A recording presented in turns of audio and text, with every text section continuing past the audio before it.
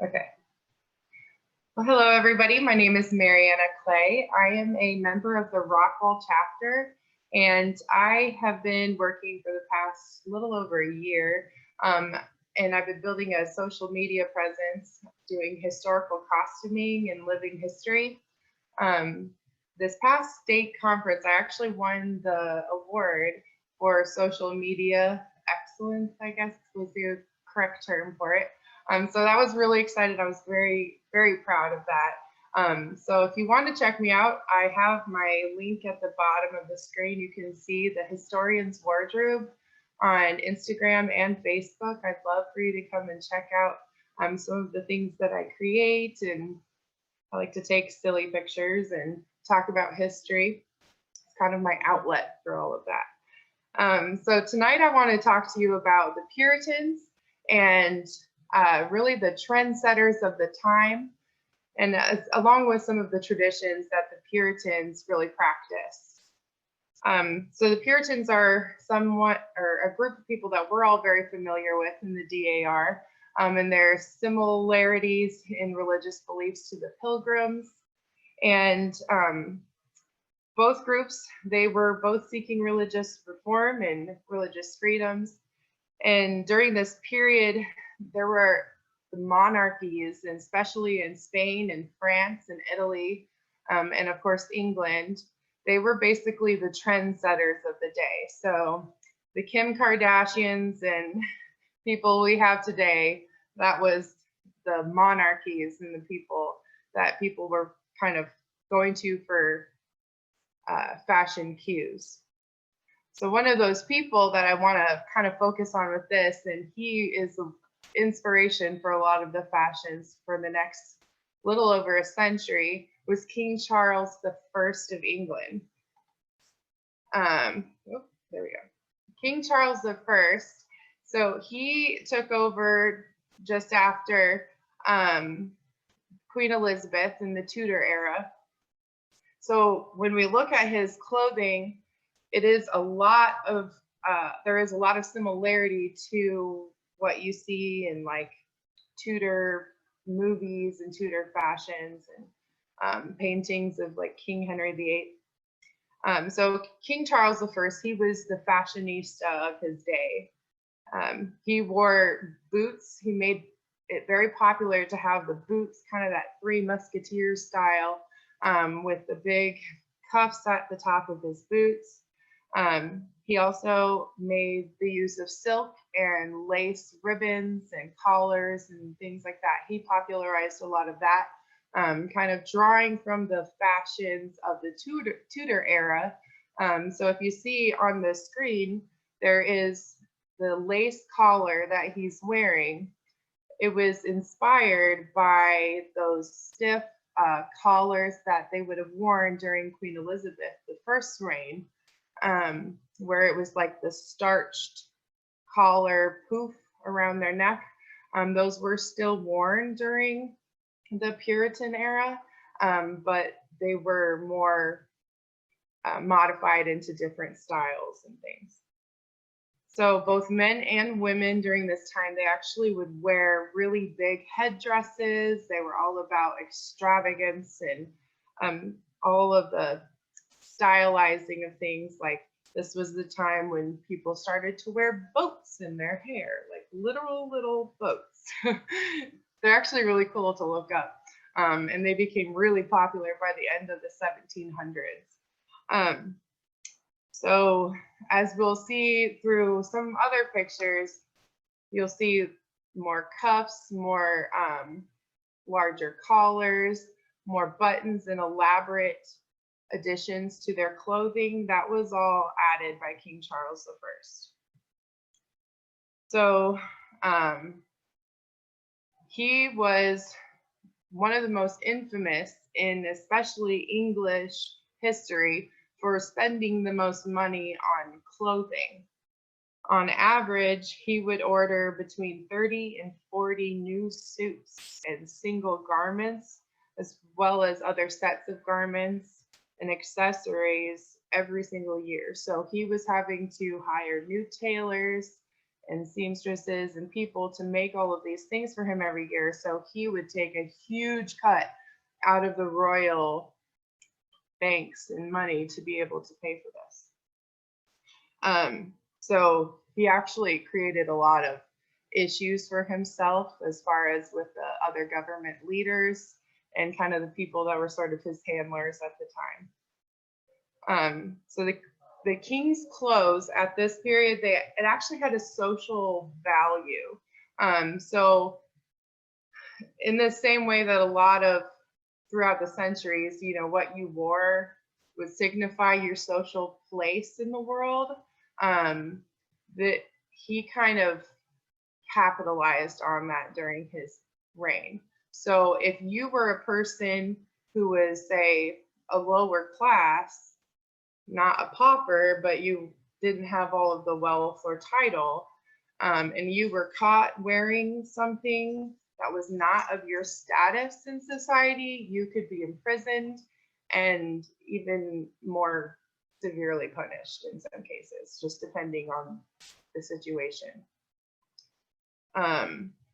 So I will move on here. Okay, so the flashiness of the king, his trends were considered by the Puritans to be completely obscene and immoral.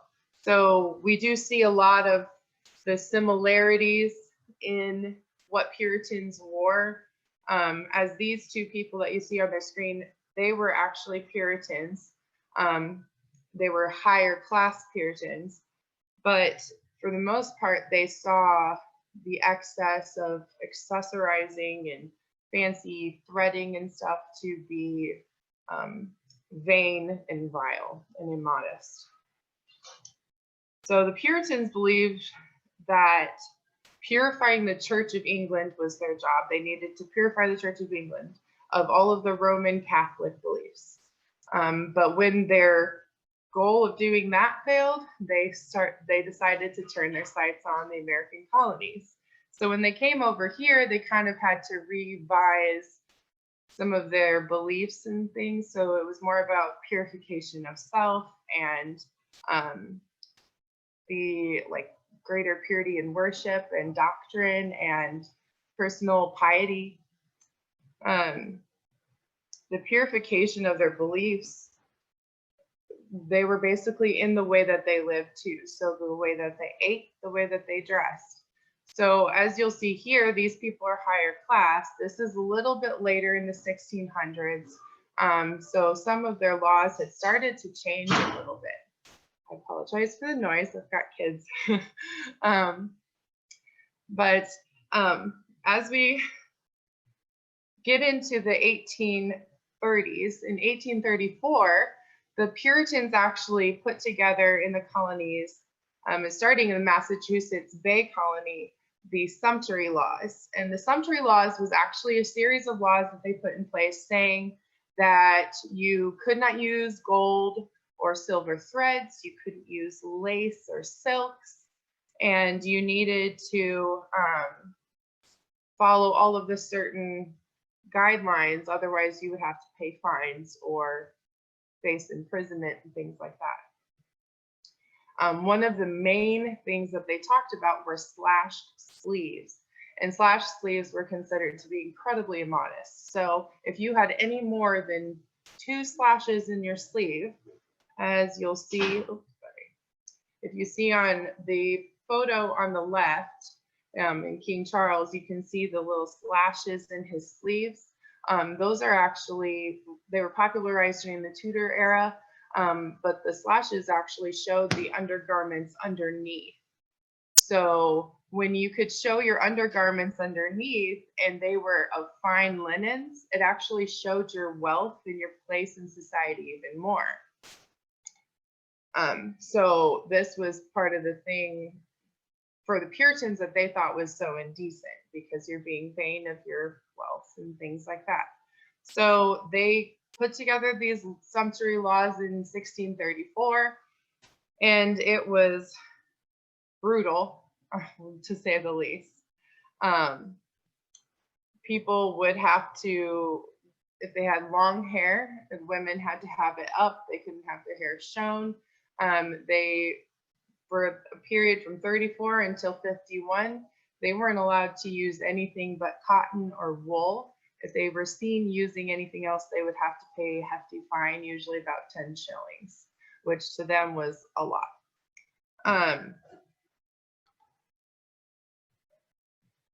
So in 1651, the sumptuary laws did get some revision because there were more people coming into the American colonies, so it was getting more difficult for the Puritan leaders to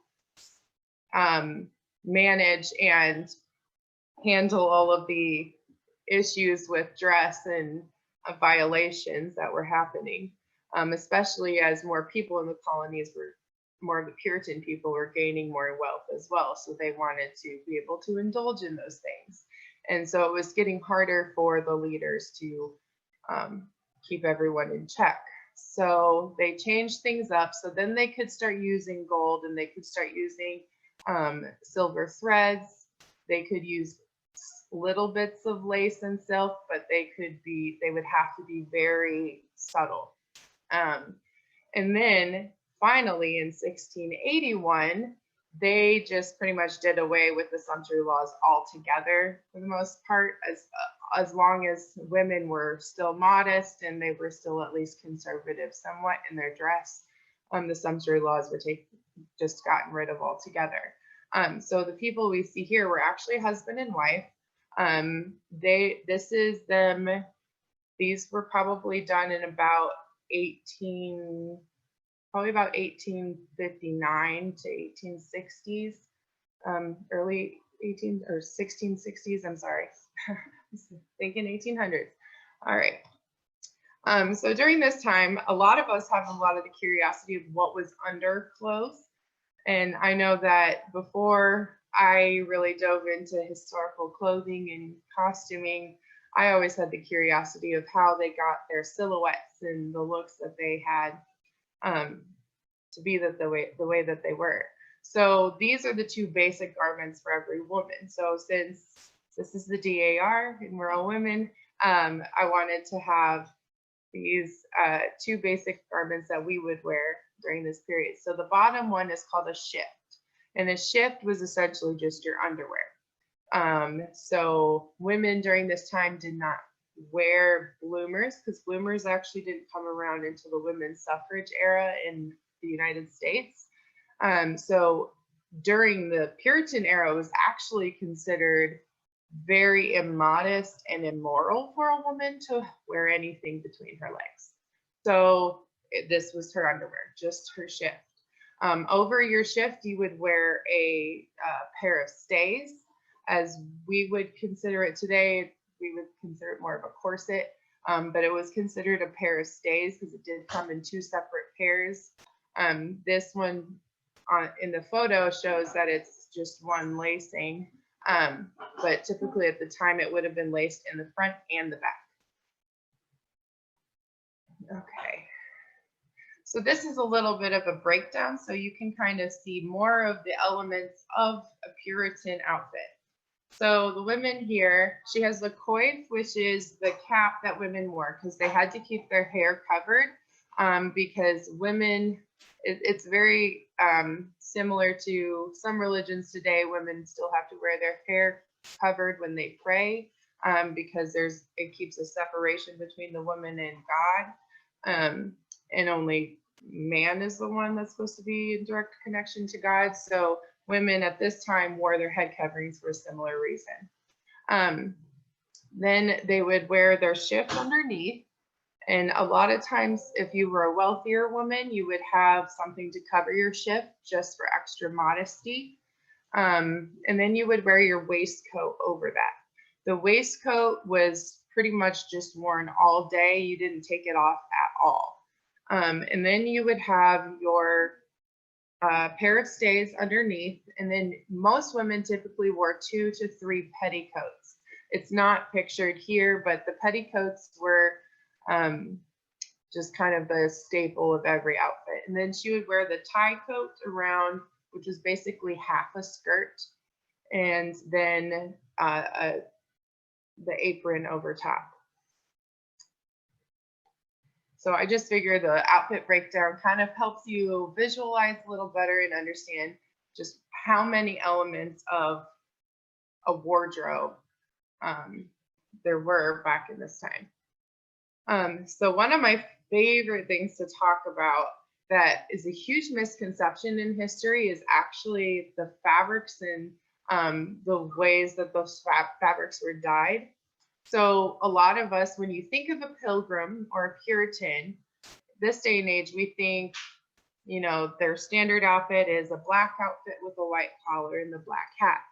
Well, actually, the pilgrims and the Puritans, they actually didn't wear black. So you would very, very, very rarely find someone dressed in black because black was a very difficult color to dye. So the only people that could afford to make black fabrics were very, very wealthy, mostly usually just monarchical people. So the common colors that you would see if you were sitting at a table with some pilgrims and Puritans would be different shades of brown, grays, and indigo blue, because those were the most accessible colors at the time, and they were the most affordable. Especially in the colonies, we were very limited as far as what we could do with dyes.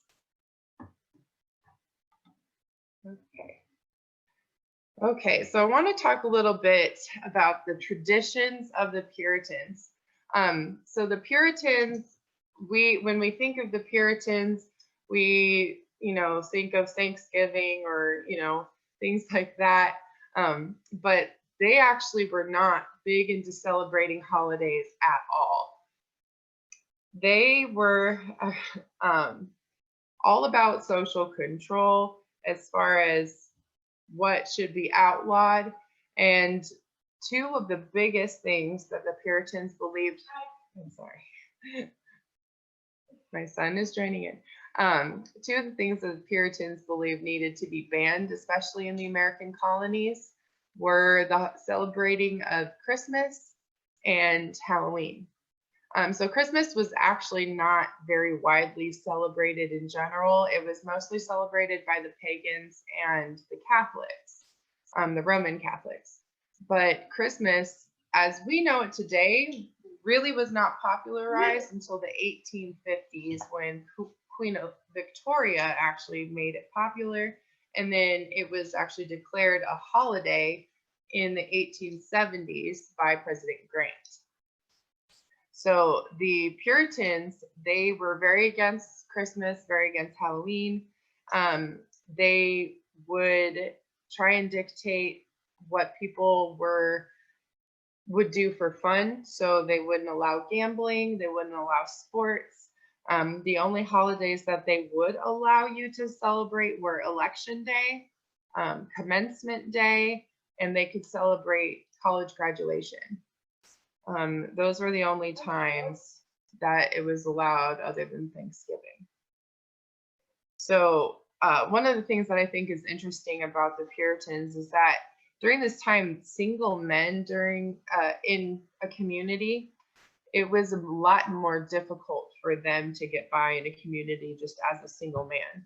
So if they were unmarried and they had no servant living with them, or they weren't like a public officer or a judge, they could actually be sort of pushed into leaving or excommunicated from the community.